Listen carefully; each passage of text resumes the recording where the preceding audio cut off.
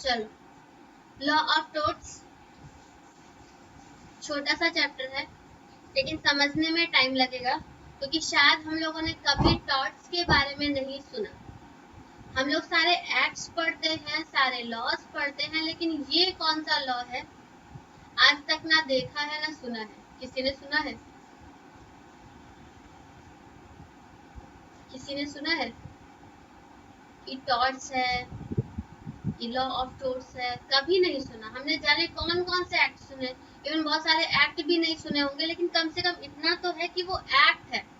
Law of thoughts कोई act ही नहीं है। लॉ ऑफ टॉट्स क्या है? हम लोग जब भी हमारे साथ कुछ गलत होता है तो हम लोग दो जगह जाते हैं। एडवोकेट के पास जाइए, एडवोकेट आपको दो जगह का बताएगा, या तो ये क्रिमिनल प्रोसीडिंग है या तो वो सिविल प्रोसीडिंग है। सिविल लॉ और क्रिमिनल लॉ, उसके मुंह से ये दो वर्ड सुनने को आते हैं, सिविल लॉ और क्रिमिनल लॉ। क्रिमिनल लॉ क्या है? क्रिमिनल लॉ जिस पर्सन के ऊपर हम एलिगेशन लगा रहे हैं कि उसने मेरे साथ ऐसा किया, तो हम कहीं ना कहीं उसको क्रिमिनल माइंड का बता रहे हैं और हम चाह रहे हैं उसको सजा हो, इसलिए वो चला आएगा मेरा क्रिमिनल प्रोसीडिंग में। ठीक है, लेकिन एक होता है सिविल लॉ, जहाँ पे वो जो पर्सन है उसने ऐसा कोई एज इट इज क्राइम नहीं किया कि हम उसको सजा दिलवाना चाहे, लेकिन हम चाहते हैं कि वो पेनलाइज हो। सिविल लॉ, ठीक है, पेनलाइज हो। और इसी में आ जाता है मेरा लॉ ऑफ टॉट्स। कोई ऐसा एक्ट सामने वाले पर्सन ने कर दिया जिसकी कोई रेमेडी हमें नहीं मिल रही। कोई भी एक्ट सामने वाले ने कर दिया क्योंकि गलत है मेरे साथ, तो मुझे कॉम्पनसेशन चाहिए उसका, लेकिन कोई एक्ट ऐसा नहीं है जो मुझे उसका कॉम्पनसेशन दिलवाए। तो मुझे कहाँ जाना है? जैसे अगर किसी ने कॉन्ट्रैक्ट एक्ट में कुछ गड़बड़ कर दिया तो चलो हम कॉन्ट्रैक्ट एक्ट में चले जाएंगे। किसी ने मेरे गुड्स खराब दिए और पेमेंट मुझसे ज्यादा ले ली, तो चलो हम सेल्स ऑफ गुड्स एक्ट में जाते हैं। मेरे पार्टनर ने मुझे धोखा दे दिया या ऐसा काम कर दिया, चलो पार्टनरशिप एक्ट में रेमेडी मिल रही है। हर एक्ट किसी चीज के बारे में बताता है, तो साथ ही साथ उसकी रेमेडी भी बताता है कि तुम्हें इसमें क्या मिलने वाला है रेमेडी के नाम पे, वो भी वही एक्ट बता रहा होता है। ठीक है, कंपनीज ने किसी के साथ धोखा कर दिया तो चलो कंपनीज एक्ट में रेमेडी मिल जाएगी, कंपनी कितना पेनलाइज होगी, कितना पनिशमेंट देना है उसको, कितना फाइन देना है, ये कंपनीज एक्ट में मिल जाएगा। लगभग हर एक एक्ट अपने बारे में कुछ ना कुछ बताता है जहां हमें उसकी रेमेडी मिल सकती है। लेकिन डे टू डे बेसिस पे बहुत सारे ऐसे चीजें होती हैं जहाँ पे हमें कोई रेमेडी नहीं मिलेगी। जैसे सपोज हम रास्ते में जा रहे हैं हम रास्ते में जा रहे हैं और हम बस पैदल ही जा रहे हैं, जेब्रा क्रॉसिंग पे जा रहे हैं। तो क्या है, जेब्रा क्रॉसिंग पे भी नहीं जा रहे, हम बस हल्का सा इधर उधर हुए और किसी बाइक से मुझे टक्कर लग गई, हल्की फुल्की इतनी खरोच आ गई या हल्का सा हमें डैमेज हुआ, तो अब हम कौन से एक्ट में जाएं? बताओ बताओ। मुझे डैमेज हुआ थोड़ा बहुत, अब मुझे हॉस्पिटल जाना पड़ेगा, पैसे खर्च करने पड़ेंगे, इलाज करवाना पड़ेगा थोड़ा बहुत। कहाँ पे जाएं? कौन सा? क्या वो मेरे पार्टनर ने किया जो उसमें कंपनी में जाए या फर्म में जाए, एलएलपी में जाए? नहीं। किसने किया मेरे साथ? व्हीकल एक्ट तो तब होता जब उसकी व्हीकल से उसने इंटेंशनली कुछ किया होता है। व्हीकल एक्ट उसने सिर्फ हल्का सा ठोकर लग गई मुझे, उसने जानबूझ के कुछ नहीं किया। व्हीकल एक्ट नहीं होता कुछ, वो तो गाड़ी के रजिस्ट्रेशन से रिलेटेड, उसके मेंटेनेंस से रिलेटेड, आपको कैसे क्या करना है उसके बारे में बताएगा। आपको वो बताएगा कि आपको किस डायरेक्शन में चलना है, आपको कैसे चलना है। पर अगर चलते फिरते किसी के लग गई तो वो उसके बारे में नहीं बताएगा। व्हीकल एक्ट कभी इस चीज के बारे में नहीं बताएगा। तो मुझे क्या करना है, या और अच्छे से समझते हैं, चलो हम अपने घर के ऊपर खड़े हैं, या बाई चांस मेरे हाथ से कोई चीज छूट गई और नीचे किसी पर्सन के ऊपर गिर गई, अब उसके सर पे लग गई चोट, अब बताओ कहाँ जाएंगे? चलो हम व्हीकल की बात ही नहीं कर रहे हैं, अब बताओ कहाँ जाएंगे? मैं अपनी बालकनी में खड़ी हूँ, कोई कप के साथ हम चाय पी रहे हैं, हाथ से मेरे कप छूट गया, किसी के सर पे गिर गया, अभी वो कहाँ जाए? वो पुलिस के पास नहीं जा सकता, पुलिस के पास भी नहीं जाएगा, क्योंकि मेरी इंटेंशन उसको मारने की नहीं थी कि जो मैंने कप उसके ऊपर छोड़ दिया। पुलिस बोलेगी इतनी सी चीज में FIR लिखवाओगे? या तो ये भयानक, सच में तुम्हारा सर फट जाता, मतलब सॉरी, किसी और का जिसके ऊपर गिरा वो उसका सर फट जाता या उसको कोई भयानक डैमेज होता, तब भी वो FIR करवाने जाता तो एक बार उसकी FIR लिखी जाती, लेकिन सिर्फ कप उसके सर पे गिर गया और तो अभी हम कहाँ जाएं? कहीं ना कहीं, लेकिन मुझे इलाज चाहिए। या तो वो इतना कैपेबल है कि चला जाएगा अपना इलाज करवा लेगा, लेकिन अगर वो बहुत ऐसे हैं कि शायद अपना इलाज नहीं करवा पाए और वो कॉम्पनसेशन मांग रहे हैं, तो फिर वो कहाँ जाए? ऐसा कोई एक्ट नहीं है जो उसको सपोर्ट करेगा। इसके लिए एक कॉमन एक चीज लॉ में रखी गई है, सिविल लॉ में एक कॉमन चीज रखी गई है कि कोई भी ऐसा एक्ट जिसको कोई लॉ कवर नहीं करता तो हम उसको सिविल लॉ में कवर करेंगे, उसको बोलेंगे law of torts. Torts means wrong, कुछ अगर गलत हो गया तो हम उसको सिविल लॉ में उठाकर लेके आएंगे, और जो भी मेरी, अगर मान लो ये केस मेरा पढ़ते पढ़ते केस कोर्ट तक पहुंच गया, तो हम इसको उसी कोर्ट में लड़ेंगे, लेकिन कौन से उसमें, सिविल में कि क्रिमिनल में? क्रिमिनल में नहीं जाएंगे, क्योंकि मेरी इंटेंशन यहाँ पे क्रिमिनल वाली नहीं थी। हाँ, सिविल हो गया मुझसे, कुछ पब्लिक में से किसी एक के साथ कुछ हो गया तो वो मेरा जाएगा सिविल लॉ में, क्रिमिनल लॉ में नहीं जाने वाला। और ये पूरा लॉ ऑफ टॉर्ट्स हमें सिर्फ इसी टॉर्ट्स के बारे में बता रहा है कि कब कैसे क्या होगा जो हम लॉ ऑफ टॉर्ट्स को यूज करेंगे। कुछ समझ में आया हम लोग क्या करने जा रहे हैं? बहुत से ऐसे एक्ट जो शायद किसी के साथ हो जाते हैं, लेकिन कोई एक्ट वहां पे नहीं आएगा, तो लॉ ऑफ टॉर्ट्स में हम उसको बिल्कुल कॉमन लॉ में ले जाएंगे। वो है वो सारे एक्ट्स जिसमें हम पब्लिक में से डायरेक्टली हमने किसी को नहीं किया, हम उसको जानते भी नहीं जिसके साथ कुछ हो गया, या तो हम पर्सनली उसको जानते होते तो वो मेरे अगेंस्ट सीधे सीधे अभी लिखवा देता FIR, वो मुझे जानता भी नहीं है। अब जैसे अगर मान लो तुम FIR भी लिखवाने जाओ, वो पर्सन FIR भी लिखवाने जाएगा तो वो पूछेगा कि कौन था, तो वो मेरा नाम भी नहीं जानता, कहाँ रहते हैं वो मेरा फ्लैट नंबर भी नहीं जानता, वो मेरे अगेंस्ट कंप्लेन लिखवाएगा कैसे? क्योंकि पब्लिक में से ही किसी और ने उसके साथ कोई रॉन्ग कर दिया और अब उसको कंप्लेन लिखवानी है, तो वो कैसे लिखवाए? FIR नोट ही नहीं हो सकती, क्योंकि FIR में वो जितनी डिटेल मांगेंगे उतनी डिटेल तो मेरे पास है ही नहीं, तो मुझे कहाँ जाना? लेकिन कॉम्पनसेशन जाना है, लेना है, अभी धरना दे के बैठ जाएंगे और एडवोकेट का सपोर्ट लेंगे, उसको कोर्ट तक लेके जाएंगे। ये क्या हो जाएगा? मेरा लॉ ऑफ टॉर्ट। ठीक है, थोड़ा सा पढ़ते हैं और हम लोग पढ़ते पढ़ते थोड़ा सा समझने की कोशिश करते हैं क्या है। पहले से MCQ में हम लोग से बहुत छोटी छोटी चीजें यहाँ पे पूछ सकती है। लॉ ऑफ टॉर्ट क्या है? एक वर्ड है टॉर्ट, जो है फ्रेंच का। ये टॉर्ट का नाम कहाँ से आया? टॉर्ट आया फ्रेंच से, फ्रेंच वर्ड है जिसको इंग्लिश में बोलते हैं रॉन्ग। तो हमने इंग्लिश क्यों नहीं बोला? पता नहीं, बस टॉट यूज कर रहे हैं। टॉट फ्रेंच वर्ड है जिसको इंग्लिश में बोलते हैं रॉन्ग, लेकिन हम रॉन्ग नहीं यूज करते, हम उसका नाम यूज करते हैं टॉट करके। भाई फ्रेंच वर्ड ही यूज कर रहे हैं, फ्रेंच वर्ड यूज कर रहे हैं, तो फ्रेंच में कहाँ से आया? फ्रेंच में भी अगर हम देखेंगे तो उन्होंने भी कहीं से उसको लिया है, और वो कहाँ से लिया है? वो उन्होंने लैटिन वर्ड से डराइव किया है।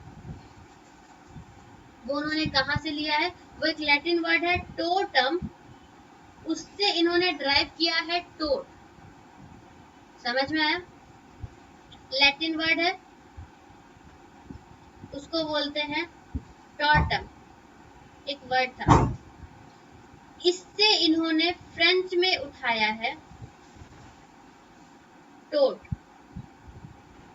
जिसको हम लोग ना टोटम ले रहे हैं ना अपने यहाँ का इंग्लिश लॉ ले रहे हैं, हमने सीधे उसको टॉट उठा लिया क्योंकि ज्यादा अच्छा लग रहा था टॉट। फिर क्या है? Simply stated taught means wrong. हम क्लियरली समझ रहे हैं हम क्या पढ़ने जा रहे हैं, हम रॉन्ग एक्ट पढ़ने जा रहे हैं। बट एवरी रॉन्ग और wrongful act is not a taught. लेकिन अब हम बोल रहे हैं कि टॉट मतलब रॉन्ग, ये थोड़ा सा कंफ्यूज करेंगे यहाँ पे। टॉट मतलब टॉट मीन्स रॉन्ग, लेकिन हर रॉन्ग टॉट नहीं होता, क्योंकि रॉन्ग, ये जो रॉन्ग है इसका एरिया बहुत वास्ट है। रॉन्ग में हमारे सिविल रॉन्ग भी आ जाएंगे, क्रिमिनल रॉन्ग भी आ जाएंगे, हमारे बहुत सारे, इवन कॉन्ट्रैक्ट में भी अगर मैंने कुछ रॉन्ग किया तो वो रॉन्ग तो है, लेकिन क्या वो टॉट है? वो टॉट नहीं है, क्योंकि इस कॉन्ट्रैक्ट वाले को कॉन्ट्रैक्ट एक्ट कवर कर ले जाएगा, इसलिए वो टॉट में कवर नहीं होगा। लेकिन क्या ये टॉट मेरा रॉन्ग है? हाँ, टॉट रॉन्ग है। या अगर हम और इसको ऐसे समझे, इसको ऐसे करते हैं, ये है मेरा टॉट और ये है मेरा रॉन्ग। अब इस टॉट में मेरे क्या क्या आएगा? टॉट में मेरा नॉर्मली रॉन्ग भी आएगा, टॉट में मेरे कॉन्ट्रैक्ट वाले रॉन्ग भी आएंगे, टॉट में मेरा सिविल रॉन्ग भी आएगा, रॉन्ग में मेरा क्रिमिनल भी आएगा, या हो सकता है मेरा फर्म का कुछ आ जाए, पार्टनर्स का रॉन्ग। रॉन्ग तो रॉन्ग है। अब जरा कंपैरिजन करो, क्या टॉट, यहाँ पे टॉट है, क्या टॉट रॉन्ग है? तो हाँ, टॉट रॉन्ग है। लेकिन क्या सारे रॉन्ग टॉट है? तो नहीं, सारे रॉन्ग टॉट नहीं है। ये कॉन्ट्रैक्ट एक्ट में जाएगा इसलिए टॉट नहीं है, ये क्रिमिनल में जाएगा, आईपीसी में जाएगा, इसलिए ये टॉट नहीं है। ये पार्टनरशिप रॉन्ग है, ये पार्टनरशिप एक्ट में रॉन्ग है, इसलिए ये टॉट नहीं है। जो कहीं नहीं आएगा वो टॉट है। इसलिए हम क्लियरली बोल सकते हैं कि टॉट मेरा रॉन्ग तो है, लेकिन सारे रॉन्ग मेरे टॉट नहीं है। क्या ये चीज समझ में आई?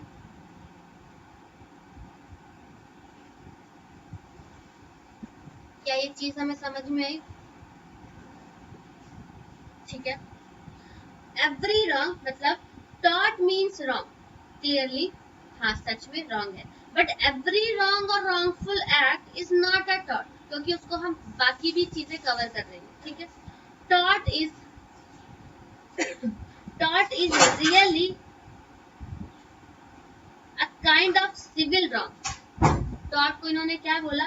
टॉट मीन्स एक सिविल रॉन्ग है, as opposed to criminal wrong. यानी टॉट क्या है?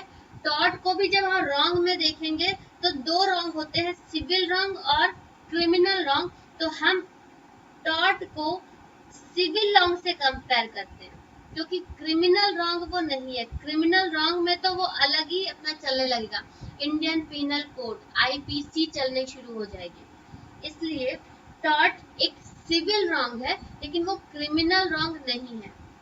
रॉन्ग इन लॉ, अब वो रॉन्ग चाहे वो पब्लिक हो चाहे वो प्राइवेट हो, चाहे वो पब्लिक हो चाहे वो प्राइवेट, वो भी हो सकता है। रॉन्ग भी हमारे सिविल भी दो टाइप के हैं, प्राइवेट और पब्लिक।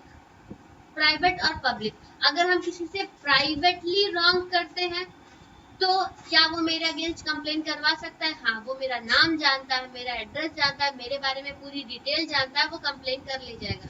लेकिन अगर हम पब्लिक की बात करें तो क्या पब्लिक में से कोई मेरे अगेंस्ट कोई कंप्लेन कर सकता है? वो मेरा नाम नहीं जानता, मेरा एड्रेस नहीं जानता, मेरे बारे में कुछ नहीं जानता, तो लिखवाएगा क्या एफआईआर?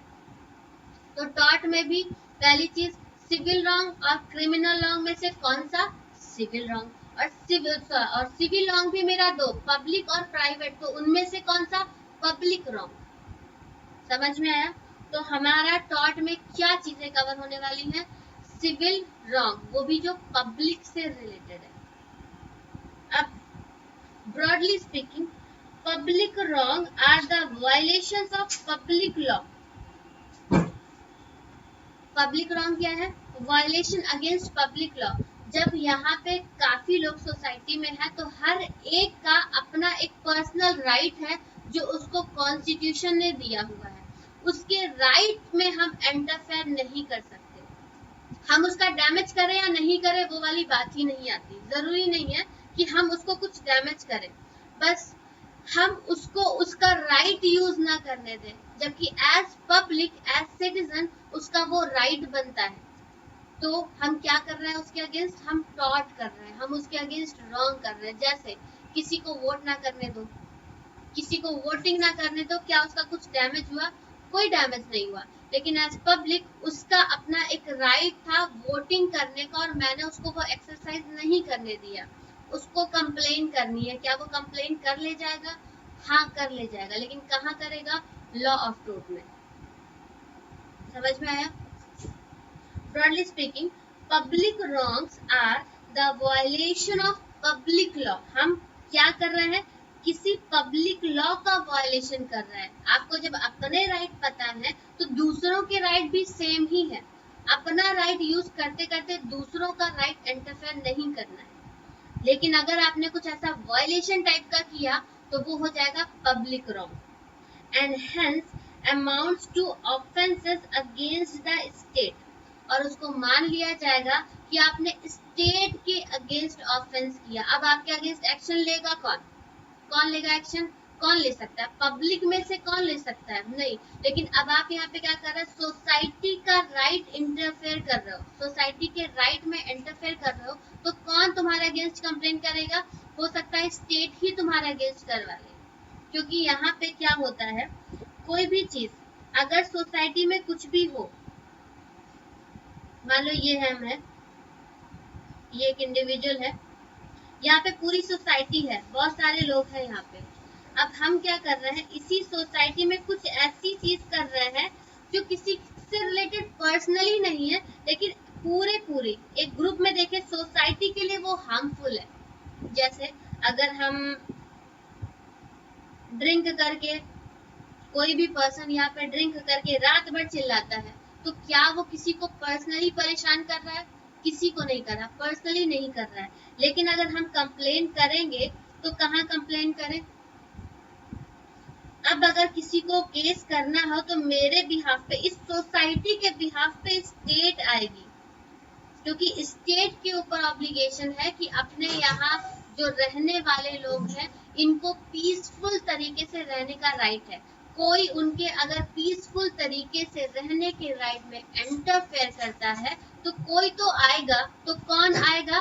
पब्लिक में से कौन जाएगा कोर्ट केस करने? डेली कौन जाएगा? कोई नहीं जाएगा। लेकिन अपने पब्लिक के बिहाफ पे स्टेट जाएगी। इसीलिए जब भी इस टाइप का कोई केस होता है तो अधिकतर आता है वो स्टेट का नाम वर्सेस ये। कई जगह हम लोगों ने ये देखा होगा, जब केस स्टडी चलती है तो इस टाइप से चलती है, या तो वो नाम लिखा रहता है mister A versus mister B, यानी दो लोग थे और दो लोग आपस में भिड़ रहे थे, कोर्ट केस चल रहा था। लेकिन इस टाइप के पब्लिक रॉन्ग में जो केस स्टडी चलती है तो वहां होता है स्टेट वर्सेस ये, यानी पब्लिक के बिहाफ पे एक स्टेट आई जो केस फाइल कर रही है अगेंस्ट मिस्टर ए जो ड्रिंक करके घूमते थे रात में। समझ में आया कुछ? तो क्या है public wrong? Means violation of public law. इसीलिए उसको माना जाता है कि आपने स्टेट के अगेंस्ट रॉन्ग किया, वहां की पब्लिक के अगेंस्ट ऑफेंस किया है, इसीलिए ऑफेंस है अगेंस्ट द स्टेट। जबकि प्राइवेट रॉन्ग में क्या होता है? प्राइवेट रॉन्ग में किसी के प्राइवेट लॉ ब्रीच हो रहे हैं। प्राइवेट रॉन्ग, मेरा पर्सनल, मेरा कोई राइट है वोटिंग राइट, ठीक है, तुमने पर्सनली मेरे लिए किया तो हम पर्सनल, वो मेरा हो जाएगा प्राइवेट रॉन्ग। लेकिन अगर तुमने एज पब्लिक सबके लिए कुछ किया तो वो आ जाएगा स्टेट के against law. Wrong against individual उसको बोलते हैं, प्राइवेट लॉ को इंटरफेयर करने का। तो पब्लिक रॉन्ग और crimes are those wrongs which are made punishable under the penal law. अभी जो पब्लिक लॉ है और जो क्राइम हो रहे हैं ये क्या है? ये सारे पेनलाइज होते हैं पेनल लॉ में, belonging to the public law group. ये कहीं ना कहीं आपने पब्लिक के साथ कुछ किया, क्राइम अगर कुछ कर दिया, मान लो कि आपने मर्डर कर दिया, आप किसी एक पर्सन ने मार्केट में किसी और को मर्डर कर दिया, किसी और का, अब कौन कंप्लेन करने जाएगा? बताओ, क्या ये किसी पर्सनल के पर्सन के अगेंस्ट है? तो पर्सन के अगेंस्ट हो सकता है वही सामने वाला पर्सन उस पे एक केस फाइल कर दे। लेकिन अगर कोई नहीं आया, उसको कोई नहीं जानता, तो उसके अगेंस्ट सोसाइटी भी जा सकती है, यानी स्टेट जा सकता है कि कहीं ना कहीं पब्लिक में एक फियर पैदा हो रहा है। इस टाइप की चीजें आप पब्लिक में कर रहे हैं जिससे लोगों का लॉ से भरोसा उठ जाएगा। तो अब तुम्हारे अगेंस्ट एक्शन लेना है तो वो एक्शन लेने का राइट किसके पास चलाएगा? वो स्टेट के पास चलाएगा। स्टेट तुम्हारे अगेंस्ट राइट यूज करेगी। यहाँ से स्टार्ट हो रहा है अपना टॉट। क्या अभी जितनी चीजें हम लोग समझ रहे हैं, पहुंच रहे हैं वहां तक कि हम लोग क्या पढ़ रहे हैं? पहले ये बताओ। टॉट, अब आ रहा है टॉट क्लियरली, ठीक है।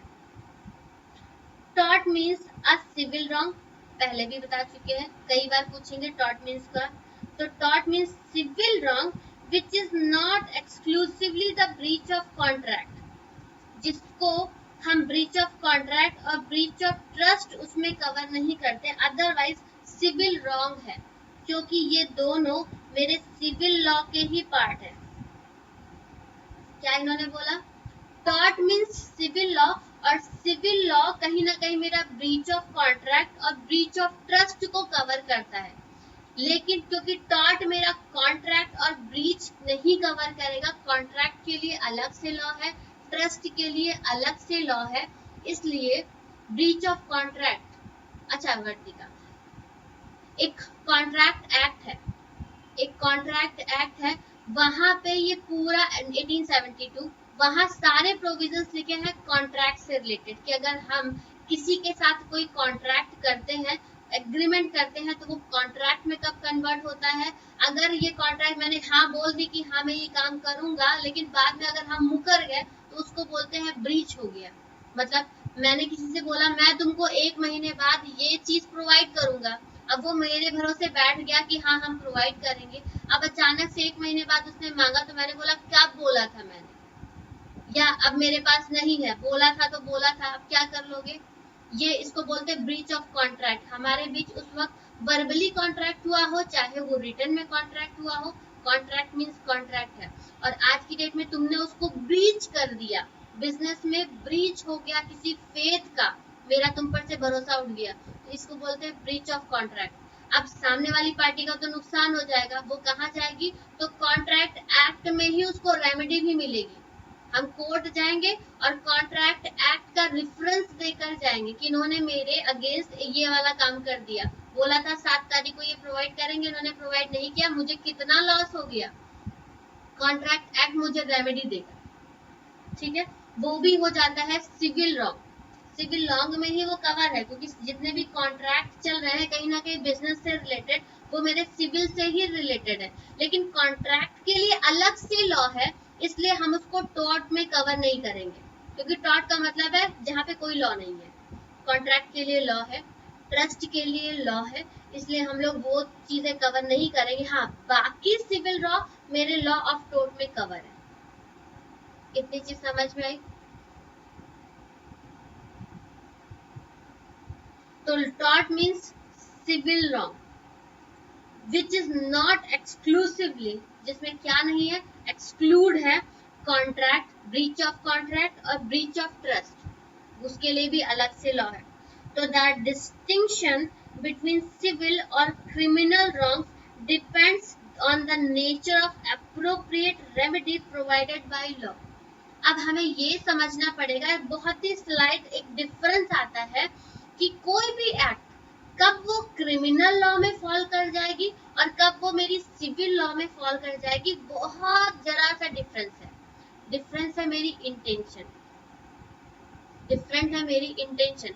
जब भी हम क्रिमिनल लॉ में जाते हैं तो मेरी इंटेंशन वहां पे गलत होती है। किसी को मर्डर करना मेरा इंटेंशन था, तो मेरे पे जो केस लगेगा वो क्रिमिनल रॉन्ग का लगेगा, इंटेंशन ही मेरी थी गलत। अभी एक अगर हम बाई चांस किसी को कुछ फेंक दे, इंटेंशनली मैंने उठा के ये चीज फेंकी तुम पे गुस्से में और तुम्हें बहुत ज्यादा हार्म हो गया, तो तुम्हें मेरे अगेंस्ट वो आ जाएगा क्रिमिनल रॉन्ग में, क्योंकि मेरी इंटेंशन थी तुम्हें हार्म करने की। बट बाई चांस तुम हमसे हार्म हो गए तो वो मेरा क्रिमिनल इंटेंशन नहीं थी, फिर वो चला जाएगा सिविल में। ठीक है, तो थोड़ा बहुत मेरा डिपेंड करता है कि हमें रेमेडी किस टाइप की मिलने वाली है। यहाँ पे क्रिमिनल और सिविल के बीच में थोड़ा सा डिफरेंस है, बस उसके अकॉर्डिंग हमें रेमेडी भी मिलेगी। क्योंकि अगर ये सिविल लॉ में आ गया तो हमें मिलेगा कॉम्पनसेशन, और अगर ये क्रिमिनल लॉ में आ गया तो हमें मिलेगा पनिशमेंट। हो सकता है हमें जेल भेज दिया जाए, इम्प्रिजनमेंट, हमें फाइन लग जाएगा। ठीक है, लेकिन अगर ये सिविल लॉ है तो हमें कभी जेल नहीं जाना पड़ेगा, क्योंकि इंटेंशनली मैंने ऐसा नहीं किया, बाई चांस हो गया। तो उसमें मुझे क्या मिलेगा, सिर्फ और सिर्फ कॉम्पनसेशन देना है कि हाँ गलती तो हो गई, वो जानबूझ के हुई कि अनजाने में हुई, हो गई गलती जिससे सामने वाले को कुछ डैमेज हो गया, तो उसके डैमेज को फुलफिल करना है, कंप्लीट करना है, इसके लिए मुझे कॉम्पनसेशन देना पड़ेगा, और ये हो जाएगा सिविल लॉ, सिविल रॉन्ग। ठीक है, तो जो डिस्टिंक्शन है बिटवीन सिविल और criminal law depends on the nature of appropriate remedy provided by law. हमें लॉ क्या प्रोवाइड करने वाला है, अगर हमें कॉम्पनसेशन प्रोवाइड करने वाला है तो वो है सिविल लॉ। अगर हमें लॉ क्या प्रोवाइड करने वाला है, उसको जेल, बस मुझे खुशी हो जाए कि अगर वो 2 महीने जेल चला गया तो वो क्या है, वो क्रिमिनल लॉ है। ठीक है, अब फिर टॉर्ट आया कहाँ से, या तो कोई एक्ट होता जो हमें बताता कि व्हाट इज टॉर्ट, या कोई भी एक्ट होता जो बताता कि क्या है टॉर्ट, तो कोई नहीं बताएगा। सिर्फ एक जगह हमने ये नाम सुना, वो है लिमिटेशन एक्ट। लिमिटेशन एक्ट पढ़ा है, कॉन्ट्रैक्ट एक्ट में हम लोगों ने कई जगह ये पढ़ा था कि एक है अपना लिमिटेशन एक्ट 1963, जहाँ पे टाइम लिमिट बताई जाती है कि इतने टाइम तक आपको ये काम करना है, अदरवाइज वो काम नहीं कर पाओगे फ्यूचर में। अब मुझे कोर्ट केस करना है तो बुढ़ापे में थोड़ी ना करेंगे, आज 1920 में हमारे साथ कोई दुर्घटना हो गई थी तो उसके अगेंस्ट, सामने वाली पार्टी के अगेंस्ट एक्शन लेने का एक है टाइम, उसके अगेंस्ट अगर तुमने टाइम ले लिया, अगेंस्ट एक्शन ले लिया, तो तुम उस पे केस करवा जाओगे, लेकिन उस टाइम के बाद नहीं करवा सकते। जैसे 2-3 चीजें हम लोगों ने पढ़ी भी थी कि अगर किसी ने मेरा इमूवेबल प्रॉपर्टी, मेरी बिल्डिंग से रिलेटेड कोई चीज कर दी गलत, तो मुझे उसके अगेंस्ट एक्शन लेने का राइट 3 साल है। 3 साल के अंदर राइट ले लो, अपना एक्शन ले लो, अदरवाइज वो बेकार हो जाएगा।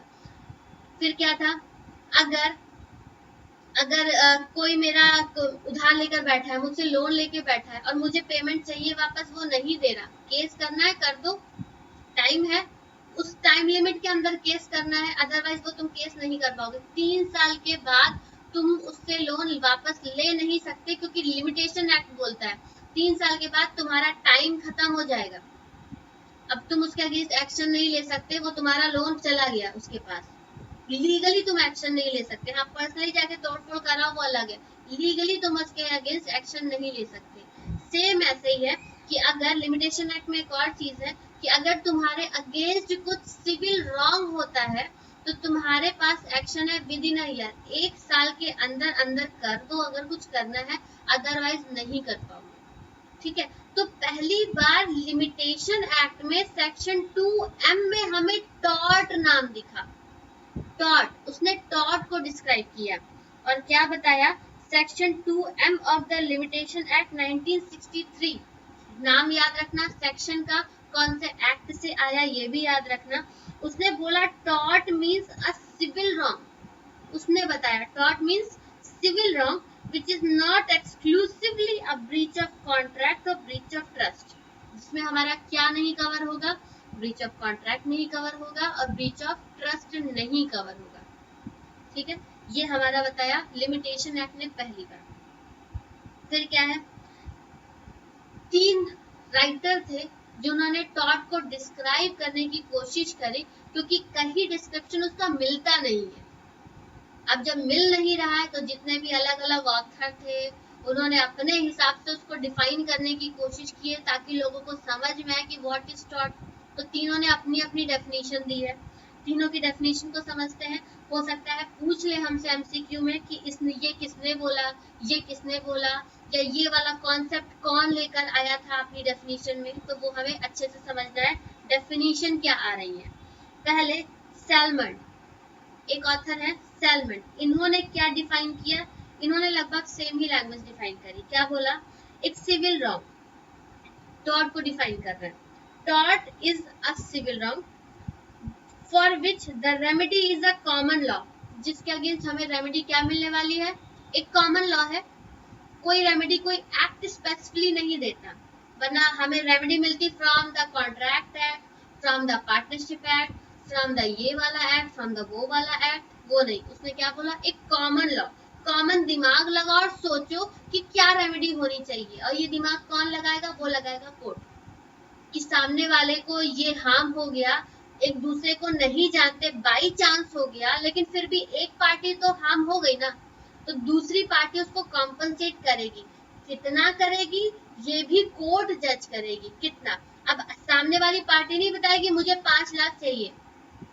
अभी हम एक चाकू खरीद कर ला रहे हैं, नाइफ रास्ते से खरीद कर ला रहे हैं, बाई चांस किसी के टच हो गया, तो क्या वो बोलेगा मेरे अगेंस्ट मर्डर हो गया, मर्डर हो गया? नहीं चिल्ला सकता, क्योंकि इंटेंशनली मैंने ऐसा कुछ किया नहीं। हाँ, बाई चांस हो गया। अब क्योंकि उसके कट लग गया, तो अब वो क्या करेगी, अब वो जाएगी कोर्ट में, मालूम चली भी जाती है, कोर्ट तक मुझे ले गई। अब कोर्ट देखेगी और बोलेगा मुझे कट करने की कोशिश की, मुझे मारने की कोशिश की, मुझे 5 लाख चाहिए, मुझे 5 लाख चाहिए।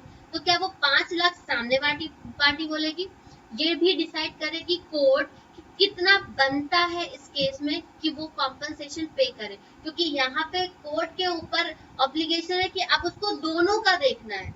वो सिर्फ एक का नहीं देख सकती कि इसको डैमेज हुआ तो हमें सारा का सारा प्रेफरेंस इसी को दे देना है। नहीं, वो दोनों को देखेगी, जितना बनता है उतना ही तो दिया जाएगा, उससे ज्यादा कोर्ट भी नहीं अलाउ करेगी। ठीक है, तो कॉमन लॉ, यहाँ पे कॉमन दिमाग लगा के कॉमन लॉ के थ्रू तुम्हें रेमेडी दी जाएगी। किसके लिए? सिविल रॉन्ग के लिए। For unliquidated damages, unliquidated damages ये भी एक लॉ की लैंग्वेज है। दो चीजें होती हैं, लिक्विडेटेड और एक होता है अनलिक्विडेटेड। अगर जो नई नई चीजें हैं तुम लोग नोट करना चाहो कर लो। लिक्विडेटेड मतलब जिसको हम कंप्यूट कर सके, जो जिसको हम कैलकुलेट कर सके कि हाँ, जैसे अगर आता है CSR एक्टिविटीज में, जब हम लोग लास्ट क्लास में पढ़े थे क्या था, CSR एक्टिविटीज अगर तुमने नहीं करी है तो कंपनीज पे फाइन है, कितना? 50,000। वो कैलकुलेटेड है, पहले से फिक्स्ड है 50,000। इससे ज्यादा वो मांग नहीं सकते, इससे कम हम देंगे नहीं, मतलब इससे कम वो मांगेंगे नहीं, इससे ज्यादा हम देंगे नहीं। एक रेंज उन्होंने फिक्स करके रखी है 50,000 से इतने 5 लाख तक, ठीक। लेकिन अब वो कट लग गया तो वो कौन बताएगा? वो फिक्स्ड नहीं है, वो डिपेंड करता है तुम्हारी सिचुएशन पे, तुम्हारे नेचर पे, तुम्हारे इंटेंशन पे। ठीक है, तो ये फिक्स्ड नहीं है, इसको बोलते हैं अनलिक्विडेटेड। लिक्विडेटेड जो फिक्स्ड हो, तो वो डैमेजेस जो अभी फिक्स्ड नहीं है, अनलिक्विडेटेड डैमेजेस, वो डैमेजेस अभी फिक्स्ड नहीं है, उसको कॉमन लॉ के थ्रू देखा जाएगा। विच इज नॉट एक्सक्लूसिवली, एक तो मैंने थोड़ा सा उसको और कवर किया। What is civil wrong? Civil wrong जिसके लिए remedy is a common law, कोई रेमेडी नहीं आने वाला, किसी एक्ट से रेमेडी नहीं आने वाला, remedy is a common law, बस कॉमन लॉ आएगा तुम्हारे रेमेडी के लिए। एक्शन फॉर अनलिक्विडेटेड डैमेजेस के फॉर्म में, and which is not exclusively the breach of contract, और ब्रीच ऑफ ट्रस्ट नहीं होना चाहिए क्योंकि भैया इसके लिए दूसरा एक्ट है, और अदर मेयरली इक्विटेबल ऑब्लिगेशन, बस। ठीक है, ये बोला सैलमन ने। ठीक है, सैलमन ने लगभग लिमिटेशन एक्ट की ही डेफिनेशन को डिस्क्राइब करने की कोशिश की है, थोड़ा सा ब्रॉड टर्म में। ठीक है, फिर एक आए फ्रेशर। इन्होंने थोड़ा सा टॉर्ट को बताने की कोशिश की। इन्होंने क्या बोला? Infringement of a right in rem. पहले तो जिन्होंने कॉन्ट्रैक्ट एक्ट पढ़ा है वो बताओ राइट इन रेम मतलब क्या है। हम लोग 2 राइट पढ़ चुके हैं, पढ़ा है। 2 राइट होते हैं, अलग से बता देते। एक है राइट इन रेम और एक है राइट इन पर्सनल। 2 है राइट होते हैं लॉ की लैंग्वेज में। राइट इन रेम मतलब होता है राइट अगेंस्ट सोसाइटी, और ये होता है राइट अगेंस्ट पर्सन। कभी कभी कुछ काम ऐसे होते हैं जहाँ पे हमें राइट मिलता है, लेकिन वो राइट हम केवल एक पर्सन के अगेंस्ट यूज कर सकते हैं। और एक राइट होता है जहाँ पे हमें वो राइट मिला है पूरी सोसाइटी के अगेंस्ट, पूरी सोसाइटी भी मेरे सामने खड़ी हो जाए तब भी हम वो चीज नहीं करेंगे, नहीं करने वाले, क्योंकि वो राइट मेरा है। अभी राइट इन पर्सनम की पहले बात समझते हैं। राइट इन पर्सनम उसको बोलते हैं सिर्फ एक पर्सन के अगेंस्ट, लाइक जैसे sales of goods act. Sales of goods act में हमने क्या किया, 100 रुपए केजी मैंने माल खरीदा तो आ गया मेरे पास माल, लेकिन बाद में पता चला वो चीज खराब निकल गई, पैसे हम देकर आए हैं और गुड्स मेरे पास खराब निकल गया, मेरे पास राइट है क्या? मेरे पास राइट है? पहले ये बताओ, मेरे पास राइट है? सेलर के अगेंस्ट राइट है कि पूरी सोसाइटी के अगेंस्ट राइट है? मेरे पास उस सेलर के अगेंस्ट राइट है। हम जाएंगे अपना राइट इन पर्सनम यूज करेंगे, कहेंगे रखो अपना सामान और लाओ मेरे पैसे। मेरा राइट सिर्फ उस पर्सन के अगेंस्ट है। अब उसके अगेंस्ट हम किसी और नहीं किया, हमें सेलर ने अगर पैसे नहीं दिए तो हम उसकी फैमिली से ले लेंगे, हम उसके रिलेटिव से ले लेंगे, हमारे पास उसका कोई राइट नहीं है। मेरा अब जो भी राइट बनता है वो सिर्फ एक पर्टिकुलर पर्सन के अगेंस्ट बनता है, वो है सेलर, ना उसकी फैमिली ना उसके रिलेटिव। समझ में आया? यह है राइट इन पर्सन है। लेकिन एक राइट होता है राइट अगेंस्ट सोसाइटी।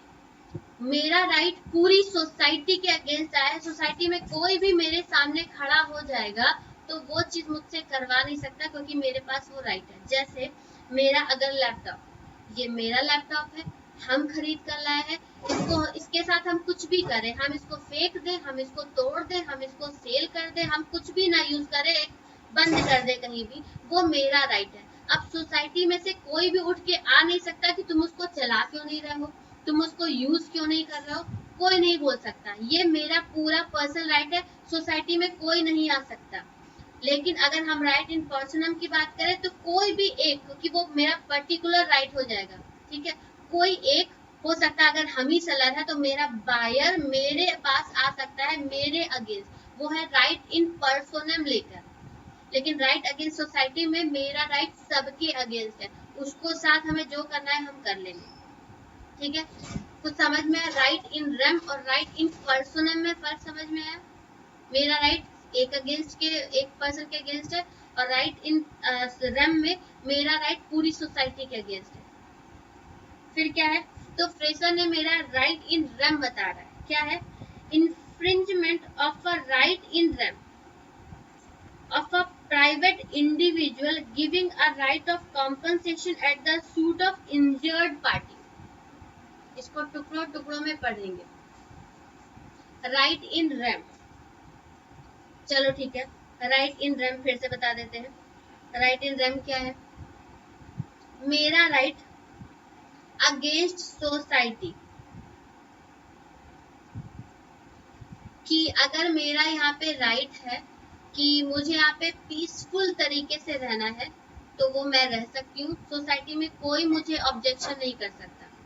दूसरा, अगर मैं यहाँ पे अपना बिजनेस करना चाहूँ, मैं यहाँ पे अपना बिजनेस डालना चाहती हूँ, कोई और सोसाइटी में खड़ा हो गया नहीं करने देंगे तो क्या वो मुझे रोक सकता है? पहले ये बताओ, क्या वो मुझे रोक सकता है यहाँ पे बिजनेस करने से? या अगर इवन हम यहाँ पे अपनी कोई प्रॉपर्टी खरीद रहे हैं तो क्या कोई मुझे रोक सकता है? यहाँ पे प्रॉपर्टी तुम्हें नहीं खरीदने देंगे, कोई नहीं खरीदने देगा, ऐसा कुछ है? कोई रोक नहीं सकता, क्योंकि ये मेरा राइट है पूरी सोसाइटी के अगेंस्ट। तुम होते कौन है मुझे बोलने वाले? ये मेरा राइट है, मुझे कहाँ यूज करना है वो मैं जानती हूँ, मुझे कोई नहीं बताएगा कि मुझे कब कहाँ कौन सा राइट यूज करना है, ठीक है। तो पूरी सोसाइटी के अगेंस्ट मेरा ये राइट है। भले पूरी सोसाइटी, हो सकता है पूरा सोसाइटी की तो हम बात ही नहीं कर रहे, मेरा पूरा एरिया मेरे सामने आके खड़ा हो जाए कि तुम्हें यहाँ प्रॉपर्टी नहीं खरीदने देंगे, अगर हम अभी चाहे तो कोर्ट जा सकते हैं और तुम लोगों के सामने ये प्रॉपर्टी खरीद लेंगे, क्योंकि कोर्ट हमें खरीदवाएगी। ये है राइट इन रैम, राइट अगेंस्ट सोसाइटी, मेरे पास पूरा राइट है। लेकिन एक होता है राइट इन पर्सनल, सिर्फ एक पर्सन मेरे अगेंस्ट, चाहे वो एक पर्सन मेरे अगेंस्ट केवल क्लेम कर सकता है तो कर सकता है, वरना पूरी सोसाइटी नहीं करेगी। तो समझ में आया राइट इन रैम का मतलब? अब शुरू भी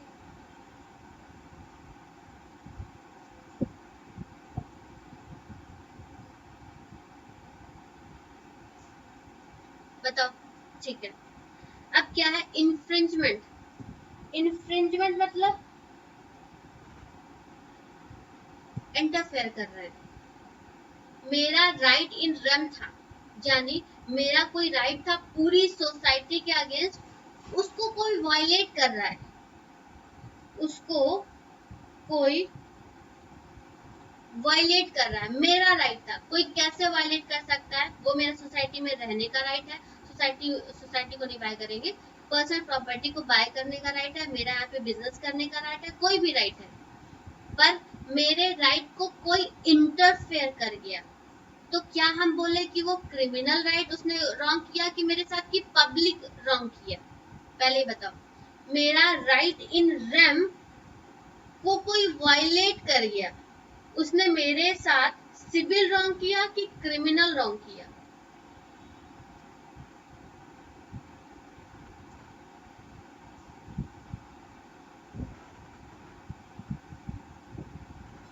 पब्लिक रॉन्ग। हाँ, मेरा राइट इन रॉन्ग, कोई मेरा राइट था और उसने वो वायलेट कर दिया ऑफ अ प्राइवेट इंडिविजुअल, वो मेरा पर्सनल राइट था, कोई कैसे उसको इन्वोक कर सकता है? मुझे यहाँ पे प्रॉपर्टी खरीदी, हम कर रहे हैं, और कोई हमें यहाँ पे डिस्टर्ब कर रहा है, वो मेरा प्राइवेट राइट है यहाँ पे प्रॉपर्टी खरीदने का। अब क्या है, उसने मुझे डिस्टर्ब किया, तो अब वो मेरे अगेंस्ट हुआ पब्लिक रॉन्ग। पब्लिक में ऐसे तो हम उसके अगेंस्ट केस कर ही सकते हैं, किसके अगेंस्ट? क्रिमिनली उसने नहीं किया, बट वो मुझे यहाँ पे डिस्टर्ब कर रहा है, प्रॉपर्टी नहीं खरीदने दे रहा। तो अभी हमें क्या करना है, ये मेरा राइट है कि हम यहाँ पे प्रॉपर्टी खरीद सकते हैं, तो ये पब्लिक रॉन्ग कैसे हुआ? क्योंकि अगर आज आप मुझे डिस्टर्ब कर रहे हो तो किसी और को भी डिस्टर्ब करोगे, यानी ये आपका नेचर बन रहा है, कहीं ना कहीं आप सोसाइटी के राइट के अगेंस्ट काम कर रहे हो। तो हम अपने आप को तुरंत कनेक्ट करेंगे सोसाइटी से। आप मेरे साथ यहाँ पे प्रॉपर्टी नहीं खरीदने दे रहे हो, आपका मतलब इतना वहां पे है, यानी आपका ये एक तरीके से किसी सोसाइटी पे आप अपना दबदबा बना रहे हो कि किसी को प्रॉपर्टी नहीं खरीदने देंगे। तो मैं अपने आप को तुरंत कनेक्ट करूंगी सोसाइटी से, यानी आप सोसाइटी के लिए खतरा हो। आप ऐसे कैसे कर सकते हो? किसी के राइट को कैसे इंटरफेयर कर रहे हो? तुरंत ये हो जाएगा सिविल लॉ, और सिविल लॉ में हमें सिविल रॉन्ग, उसमें मुझे रेमेडी कैसे दी जाएगी? Private individual giving a right of compensation, तो फिर मुझे कॉम्पनसेशन मिलेगा at the suit of injured party. अगर मैं हूँ इंजर्ड पार्टी, इंजर्ड पार्टी कौन? जिसको लॉस हो रहा है, तुम्हारी वजह से मुझे दिक्कत हो रही है, यहाँ पे हम इंजर्ड अपने आप को फील कर रहे हैं, तो मुझे क्या दिया जाएगा? ये कोर्ट मुझे कॉम्पनसेशन दिलवाएगी। इस टाइप को हम बोलते हैं टॉर्ट। उसने थोड़ा सा अलग तरीके से डिस्क्राइब करने की कोशिश करी कि क्या है, जब किसी का जो राइट है अगेंस्ट सोसाइटी, उसको कोई इंटरफेयर करता है, तो मुझे कॉम्पनसेशन दिलवाएगा कोर्ट। और वो कोर्ट कैसे दिलवाएगा? जब जो इंजर्ड पार्टी है वो सूट फाइल करेगी और कोर्ट उसको कॉम्पनसेशन टाइप का दिलवाएगी। कॉम्पनसेशन, उसने वर्ड यूज किया कॉम्पनसेशन। कॉम्पनसेशन सिर्फ और सिर्फ सिविल रॉन्ग में मिलता है, ठीक है? तो कॉम्पनसेशन अगर कोई कोर्ट दिलवा रही है तो इसका मतलब तुम्हारे साथ टोट हुआ है। इसको फ्रेजर ने इस तरीके से बताया। क्या कुछ समझ में आया? टॉट पढ़ने में बड़ा अच्छा है, लेकिन समझने में थोड़ा सा दिक्कत है, क्योंकि इसको हमें कोई लॉ की लैंग्वेज नहीं मिलती, इसको हमें समझना पड़ता है। पहले ये बताओ, क्या हमें फ्रेजर की डेफिनेशन समझ में आ रही है?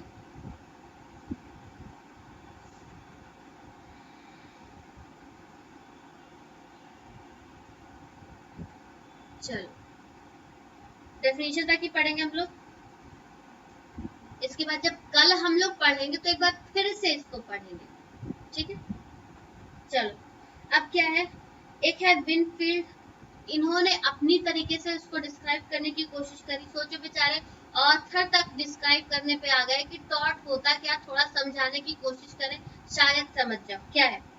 Tortious liability arises from the breach of duty primarily fixed by law.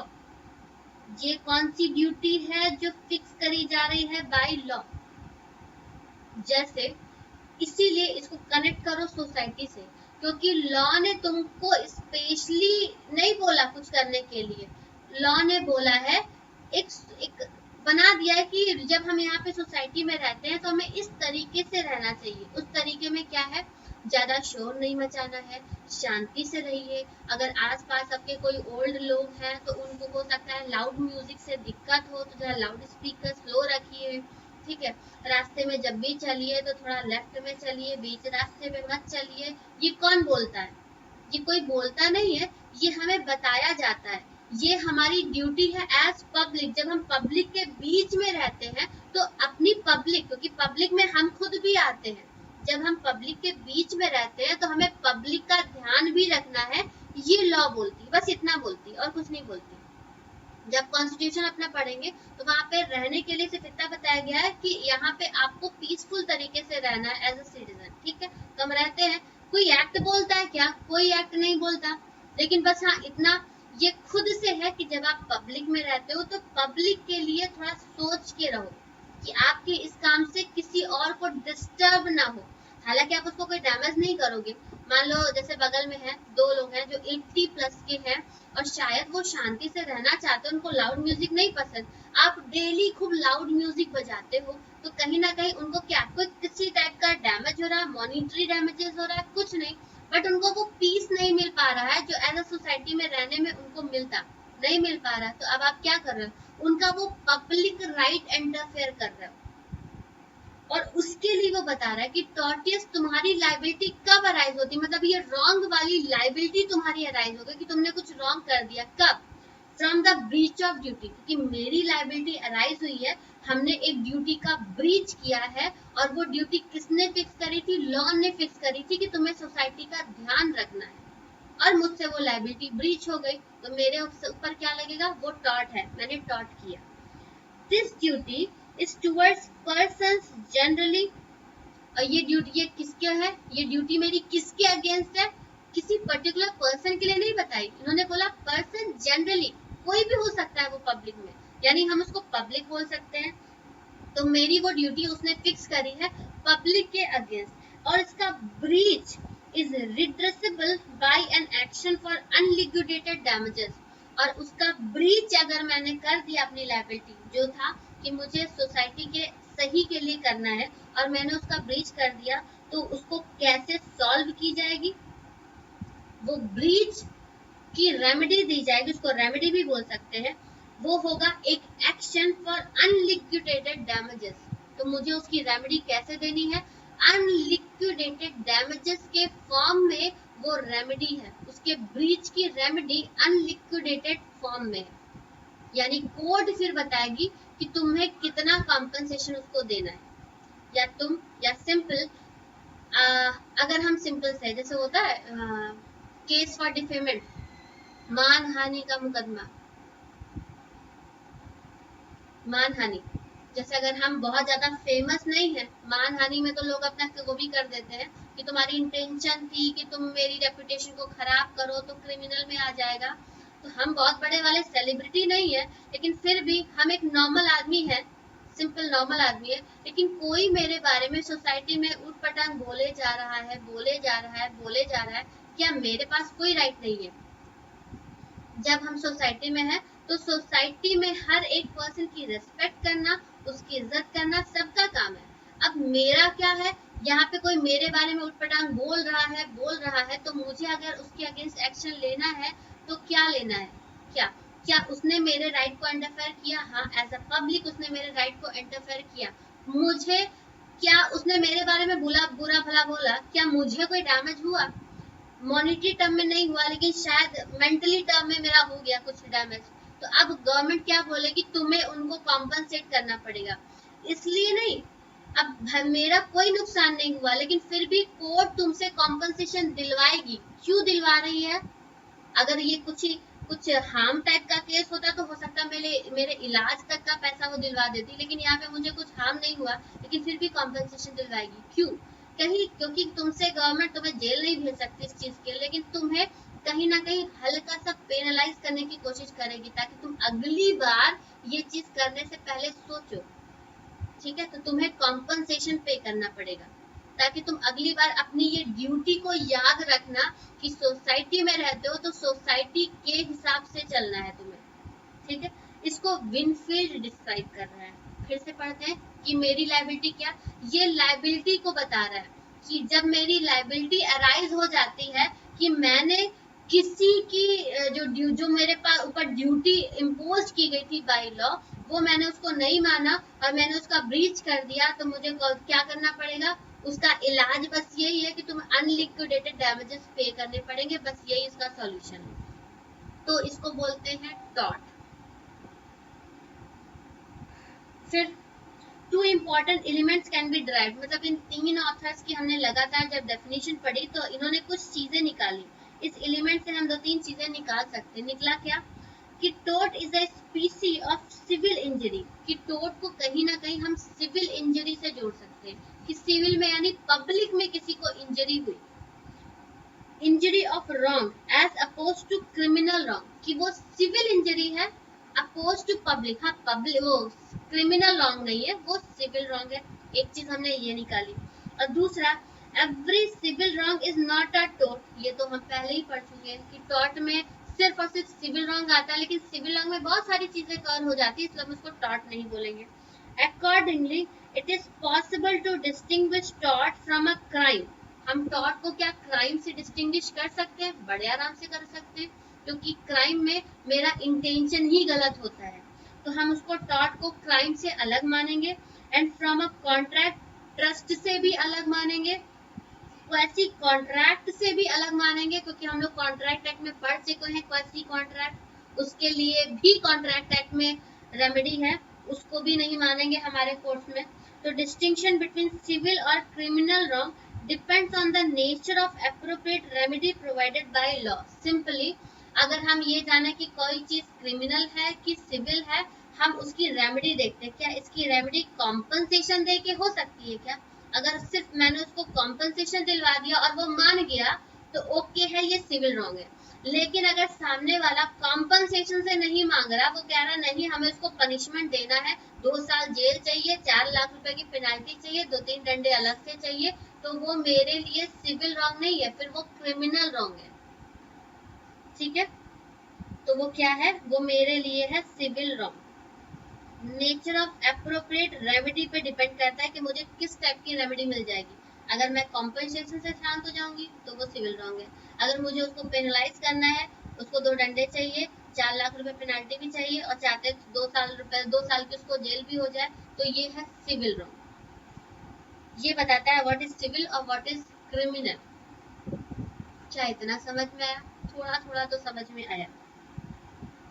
ठीक है, लगभग लगभग कुछ कुछ हम लोग टॉट में जा रहे हैं, थोड़ा थोड़ा सा और अभी टॉट और बहुत बाकी है, क्योंकि टॉट को डिस्क्राइब करना बहुत टफ है। हम कैसे बताते कि कोई चीज टॉट है, इसके लिए कोई एक्ट नहीं है जो बता दे कि हाँ ये टॉट है और ये टॉट नहीं है। हमें बस ये समझना पड़ेगा कि ये टॉट नहीं, मतलब ये चीज ये एक्ट में नहीं है तो फिर वो टॉट है, अगर वो क्रिमिनल में नहीं है तो फिर वो टॉट है, अगर वो कॉन्ट्रैक्ट ट्रस्ट और क्वासी कॉन्ट्रैक्ट में नहीं है तो वो टॉट है। तो इसलिए क्योंकि इसका एरिया बहुत वास्ट है, इसको समझना बस मुश्किल है, आप समझ लीजिए वो टॉट है। ठीक है, इतनी चीज समझ में आए तो हम लोग आगे अपनी क्लास कल कंटिन्यू करेंगे। अभी के लिए इतना ही है।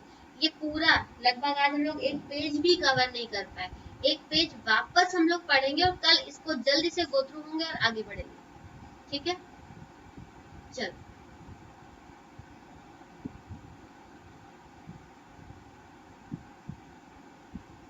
चलो, ओके।